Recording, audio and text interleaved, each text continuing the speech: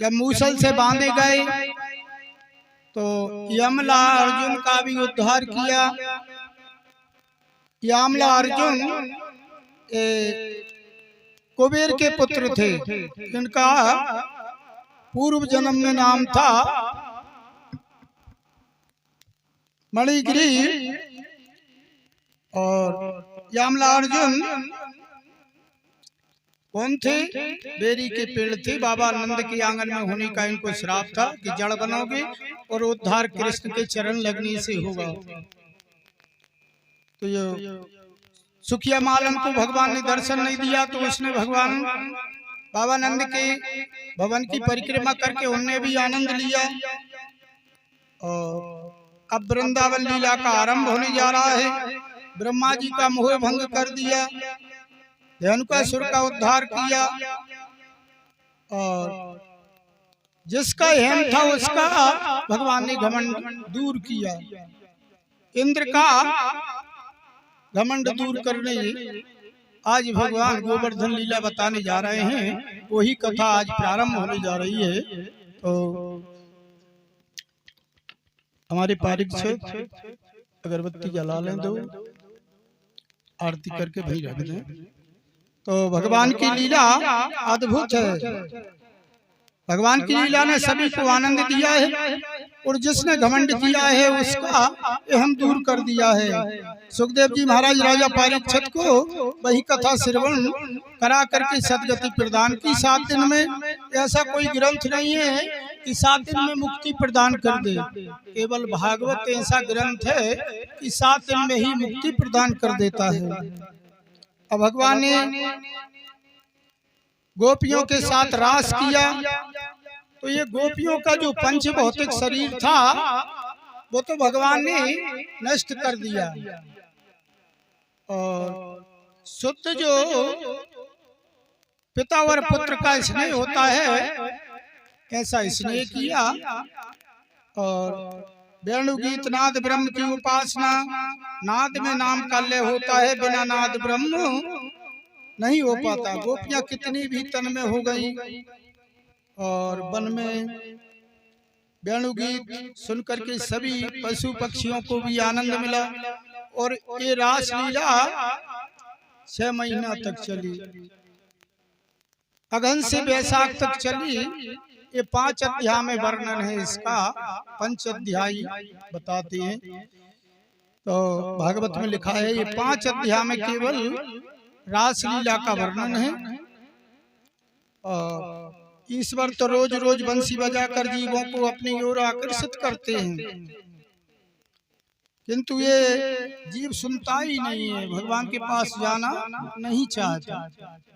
वृंदावन की बातें और कृष्ण की कथा करते करते गोपियां अनायास समाधिस्थ हो गई, बिल्कुल समाधि लग गई। और कृष्ण कीड़ा के वर्णन करती हुई गोपियां कृष्ण हो गई। जो कृष्ण का ध्यान करता है वो कृष्ण बन जाता है, यह सब कृष्ण ही बन जाता है। गोपियों की समाधि दिव्य है। वे तो प्रेम सन्यासिनी हैं गोपियां, और श्री कृष्ण के लिए संसारिक सुखों का त्याग किया। सुखदेव जी जैसे योग भी और योगी इनकी कथा करते हैं। सुखदेव जी जैसे संसार और वस्त्रों का त्याग करके सन्यासी बन जाते हैं। संसार का त्याग करना मुश्किल की बात है। अब योगी कब बनते हैं? जब कपड़े और संसार का त्याग कर देते हैं तो सन्यासी हो जाते हैं। सुखदेव जी इनकी लीला का वर्णन कर रहे हैं, और इनकी लीला वर्णन करते करते सुखदेव जी भी समाधि में आनंदित हो गए, प्रफुल्लित हो गए, पागल बन गए। ये गोपियों की नहीं, ज्ञानी की योगियों की कथा है। ज्ञान और भक्ति बढ़ाओगे तो रासलीला में प्रवेश मिलेगा।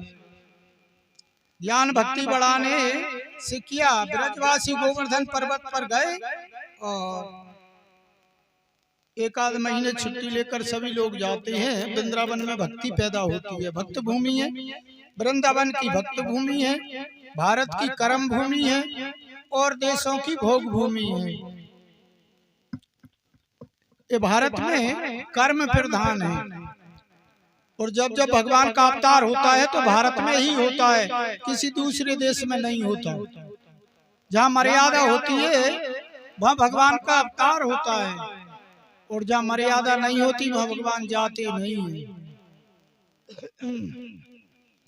पवित्र तीर्थ में वास करो और 1500 विष्णु सहस्त्र नाम का पाठ करो, तब ये भक्ति प्राप्त होती है।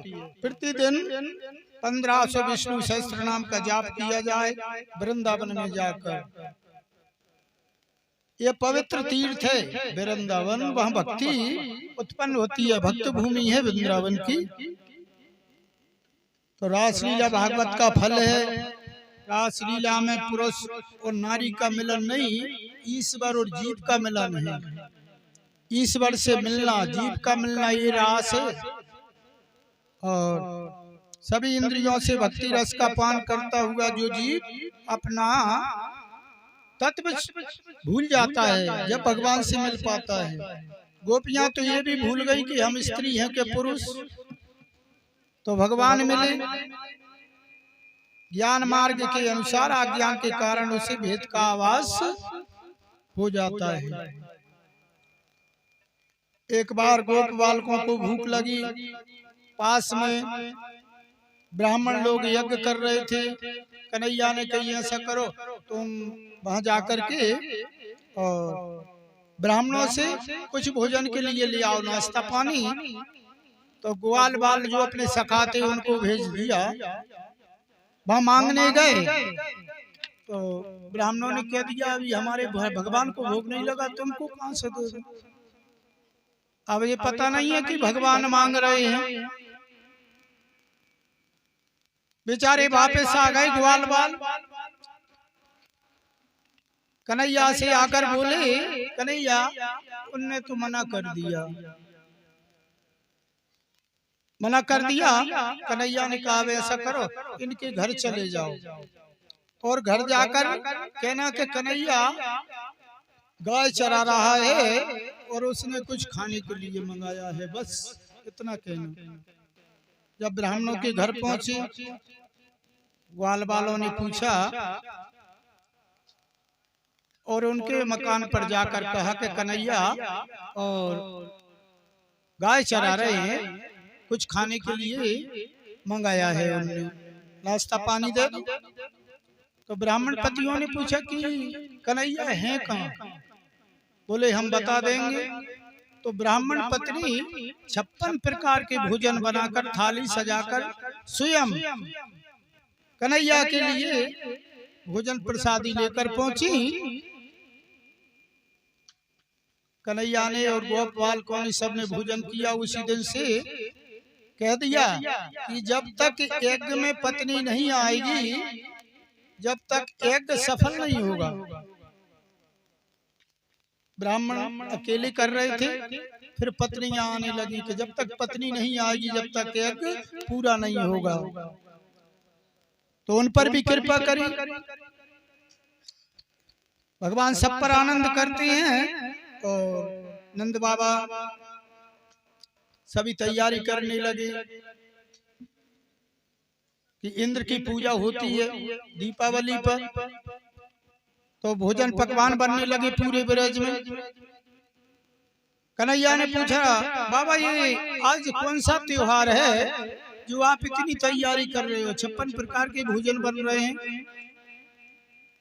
कन्हैया ने कहा बाबानंद से। तो बाबानंद बोले, भैया इंद्र महाराज मेघों के स्वामी हैं और इंद्र महाराज वर्षा करते हैं, अपने हमको अन्न मिलता है, गायों के लिए हरी हरी घास मिलती है, तो उनको हम प्रसन्न करने के लिए पूजन करते हैं इंद्र महाराज की। कन्हैया ने कहा, बाबा कभी इंद्र ने तुमको दर्शन दिया?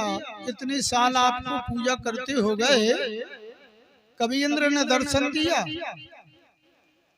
बाबा ने कह दिया, नहीं कन्हैया, दर्शन तो नहीं दिया। तो इसका मतलब ये है कि इंद्र घमंडी है। आप पूजा करते हैं, इंद्र दर्शन नहीं देता, उसको घमंड है। तो बाबा आज से इंद्र की पूजा नहीं होगी, पूजन बंद कर दी।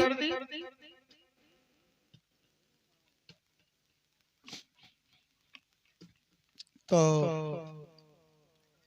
नंद बाबा बोले बेटा ऐसा नहीं हो सकता, इंद्र महाराज नाराज हो जाएंगे, वर्षा नहीं करेंगे।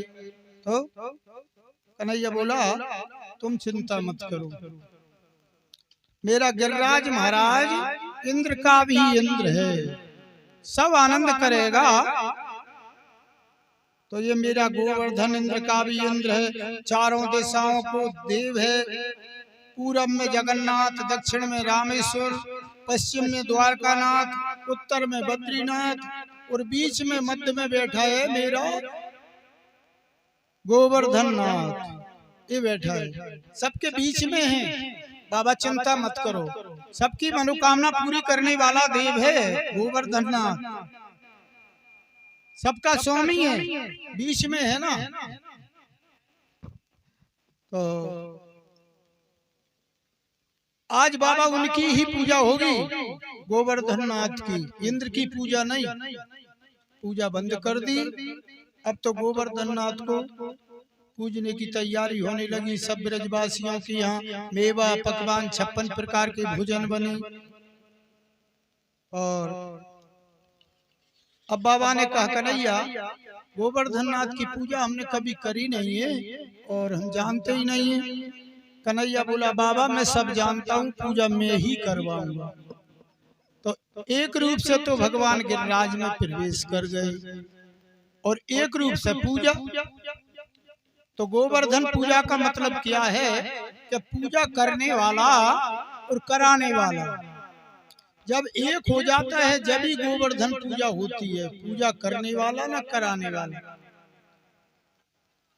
कृष्ण की पूजा एक रूप से उसमें प्रवेश कर गए, एक रूप से पूजा करा रहे हैं।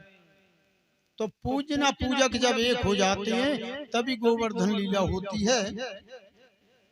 इंद्र के अभिमान को मिटाने का श्री कृष्ण ने निश्चय कर लिया और सबको समझा बुझाकर इंद्रदेव के बदले गोवर्धन नाथ की पूजा हुई। अब नंद बाबा बोले गोवर्धन नाथ की पूजा विधि तुम ही कराओ, हम जानते नहीं है। कन्हैया पूजा कराने तैयार हो गए और पूरी सामग्री लाकर रखी। तो बाबा नंद कहने लगे तूने इतना सामान मंगा लिया कन्हैया, क्या गोवर्धन नाथ भोजन करेंगे? कन्हैया ने कह दिया हाँ बाबा मेरे गोवर्धन नाथ जरूर भोजन करेंगे। तुम्हारे इंद्र जैसे देव नहीं है कि आपको भी दर्शन भी नहीं देते, मेरे गोवर्धन नाथ तो सब चीजें खाएंगे। ग्वाल वालों को चिंता हो गई कि हमारे घर से जो मेवा पकवान बन के आए हैं कि थोड़ा बहुत कन्हैया हमको भी बचेगा कि नहीं, हमको भी गोवर्धन नाथ देंगे कि नहीं खाने के लिए? तो कन्हैया ने कहा सबको मिलेगा, चिंता मत करो। गोवर्धन नाथ जितना जिसका लेते हैं उससे 6 गुना वापस करते हैं, सब लोगों को मिलेगा प्रसादी।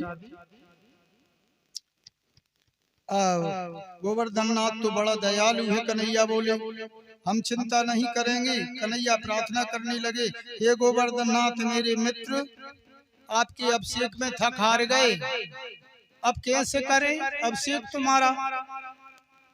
तो गंगा प्रकट हो गई, मानसी गंगा उसी दिन से आई है। बोलो गंगा मैया की जय। मानसी गंगा जब अभिषेक किया है उसी दिन प्रकट हुई है।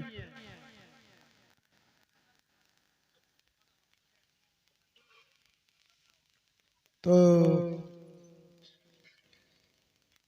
उसी दिन से माता गंगा मानसी गंगा उसी दिन से आई है जब अभिषेक किया है भगवान ने।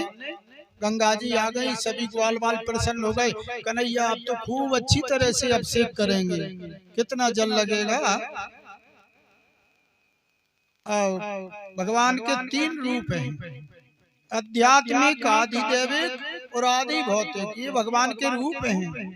ठाकुर जी ने दही का तिलक किया, दही नाक में या मुंह में चली जाए तो कोई हर्ज की बात नहीं है। और यदि दूसरी चीज नाक में चली जाए तो वो नुकसान कर देती है।